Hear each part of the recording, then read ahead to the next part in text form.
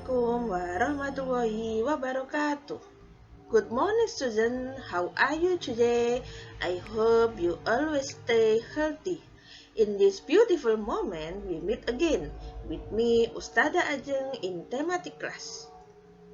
Hari ini kita akan membahas pelajaran tematik, yaitu tema 1 subtema 3 dengan judul lingkungan dan manfaatnya. Sebelum kita memulai, mari kita mulai dengan membaca basmalah bersama-sama. Bismillahirrohmanirrohim. Terima kasih.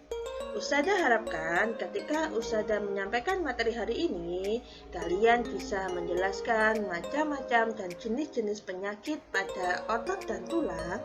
Selanjutnya, kalian bisa menjelaskan cara mencegah agar tidak terkena penyakit pada otot dan tulang.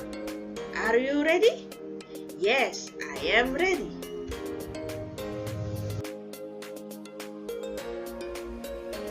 Tahukah kalian, Indonesia kaya akan kekayaan alam, sehingga Indonesia kaya akan kerajinan. Pembuatan produk kerajinan berdasarkan sumber daya alam dari masing-masing daerah. Hari ini kita akan jalan-jalan ke suatu pulau yang ada di Jawa Timur. Kemana itu? Ya, kita akan membahas kerajinan yang ada di Pulau Madura.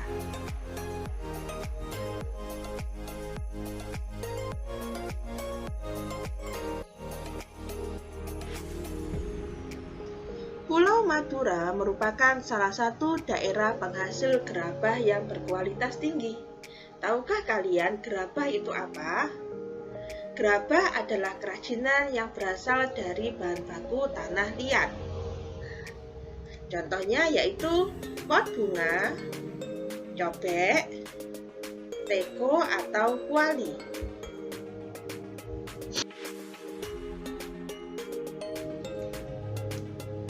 Tahukah kalian proses pembuatan gerabah ini? Yuk kita simak bersama-sama proses pembuatan gerabah melalui video berikut. Desa kami memang dikenal sebagai desa gerabah. Berbagai hiasan rumah dan perabotan dapur dibuat dengan telaten di sini. Pembuatan gerabah di sini masih dilakukan secara tradisional loh. Ayo, injak terus. Hehehe.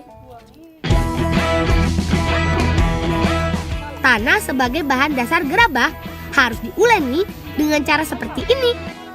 Tujuannya untuk memisahkan kerikil dan membuat lempung semakin padat. Jangan lupa taburi pasir supaya kualitas bahan gerabahnya semakin bagus. Saatnya aku belajar membuat sangan sama Bibi nih.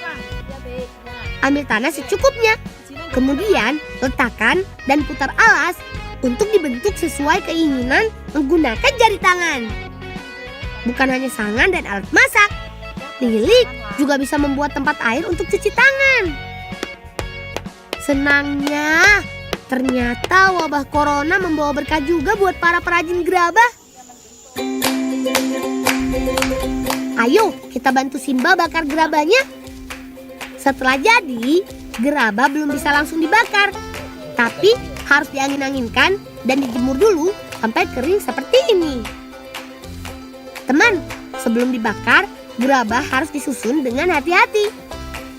Menyusun gerabah tidak boleh sembarangan, teman. Kalau posisinya salah, panas pembakaran tidak akan sampai merata ke seluruh gerabah. Terakhir, tutup dengan jerami.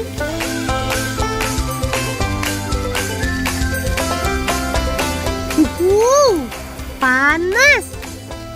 Membakar dengan cara ini tidak cukup dilakukan sekali saja. Setelah pembakaran pertama, gerabah akan dimatangkan dengan pembakaran kedua. Ganjel gerabah dengan batu bata, kemudian letakkan sabut kelapa kering di setiap sela-selanya. Pembakaran gerabah membutuhkan waktu kurang lebih 2 jam.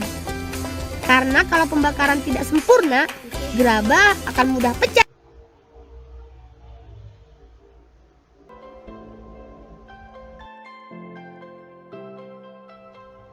Nah, kalian sudah selesai menyimak video pembuatan gerabah. Ustazah memiliki sedikit animasi tentang proses pembuatan gerabah. Tangan-tangan dan kaki para pengrajin gerabah begitu cekatan dan terampil membentuk tanah liat menjadi gerabah-gerabah yang bernilai seni tinggi. Dari situ dapat kalian lihat betapa rangka dan otot, khususnya pada tangan dan kaki, mampu berfungsi dengan baik. Apa yang akan terjadi jika salah satu organ gerak tersebut tidak dapat berfungsi sebagaimana mestinya? Nah, itu akan kita bahas di slide selanjutnya.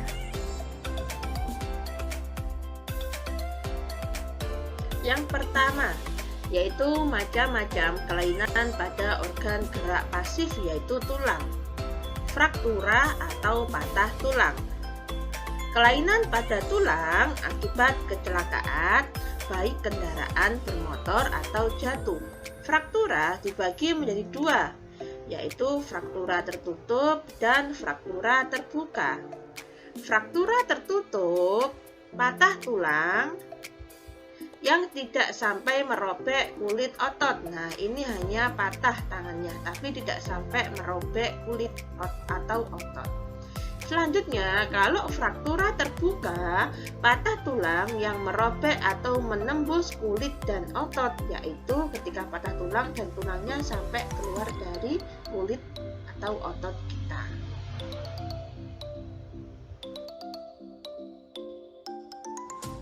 Kelainan yang kedua yaitu osteoporosis. Osteoporosis adalah kelainan pada tulang yang disebabkan karena adanya pengeroposan tulang. Hal ini karena tubuh sudah tidak mampu lagi menyerap dan menggunakan kalsium secara normal. Ustazah memiliki gambar. Nah, berikut adalah salah satu contoh tulang dengan osteoporosis dan tulang sehat dan normal. Ketika dengan osteoporosis, maka banyak tulang yang berongga-rongga besar seperti ini. Sedangkan tulang sehat dan normal, rongga-rongganya rapat dan tertutup. Biasanya osteoporosis banyak menyerang pada orang yang sudah lanjut usia.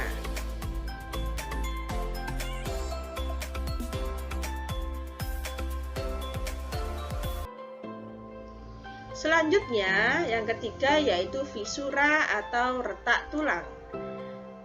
Fisura atau retak tulang adalah kelainan tulang yang menimbulkan keretakan pada tulang akibat kecelakaan.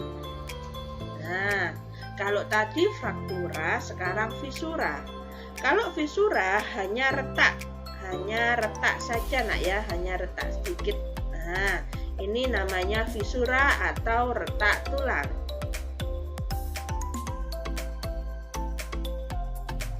Kelainan selanjutnya yaitu lordosis.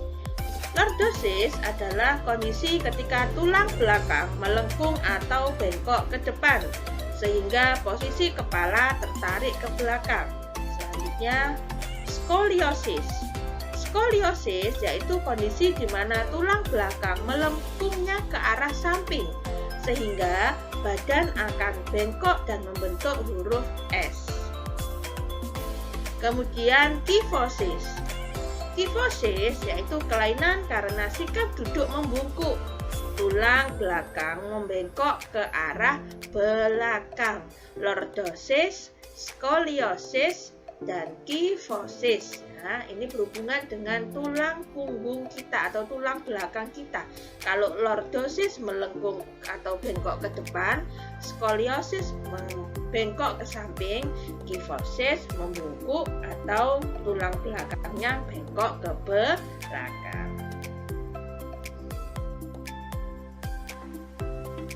Selanjutnya yaitu rakitis. Rakitis adalah pertumbuhan tulang akibat kekurangan vitamin D, sehingga menyebabkan bentuk kaki seperti huruf X dan O. Bisa kalian lihat di gambar. Seperti yang Ustazah lingkari, ini adalah bentuk kaki X. Ini bentuk kaki normal dan sebelahnya adalah bentuk kaki O. Hal ini bisa terjadi, kaki bentuk X dan O terjadi karena kekurangan vitamin D. Vitamin D bisa kita dapatkan dari sinar panas matahari, jamur, hati sapi, produksi susu, ikan, mentega, dan telur. Selanjutnya, setelah kita membahas penyakit pada tulang manusia, kita akan membahas sekarang tentang kelainan, gangguan, atau penyakit pada otot manusia. Yang pertama yaitu hipertrofi.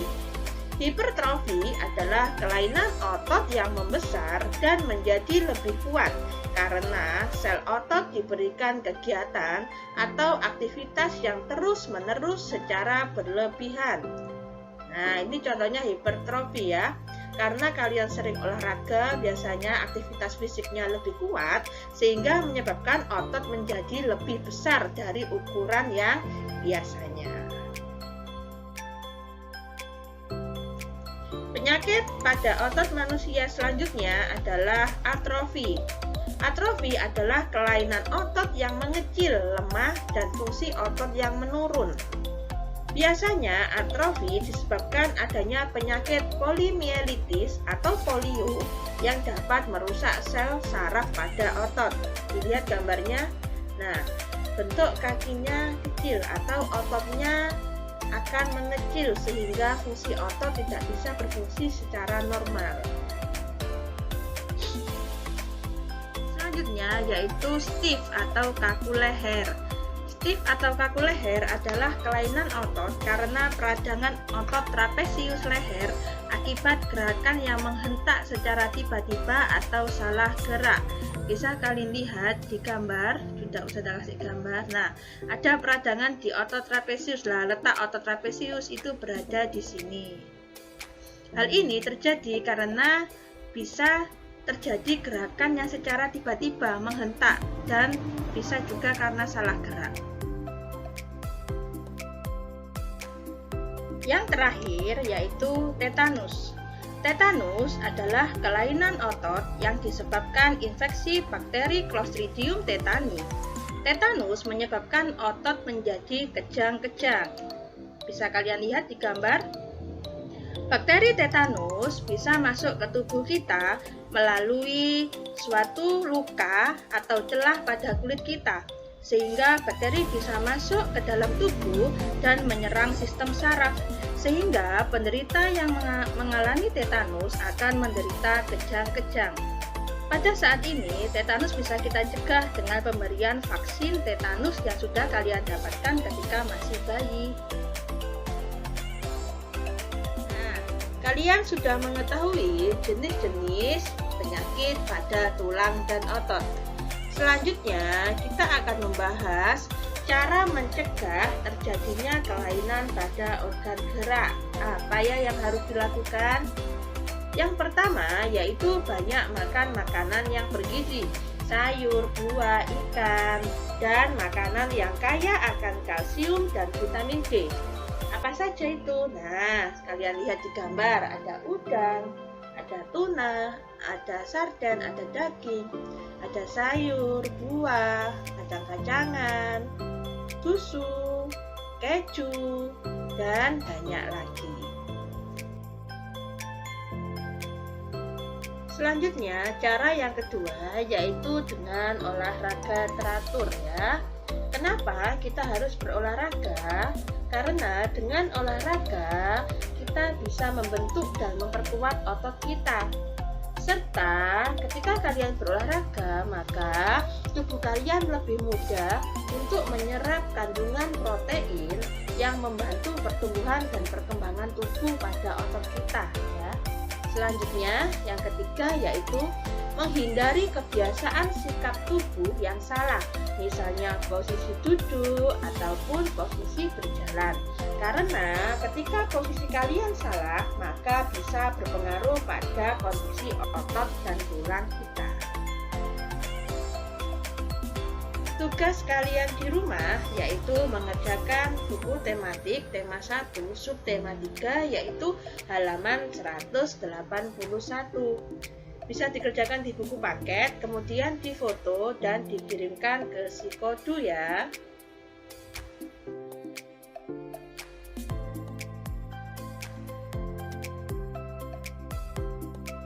Okay, thank you for your attention. I hope you always stay healthy in home. You must happy every day and keep spirit. The last I say, wassalamualaikum warahmatullahi wabarakatuh.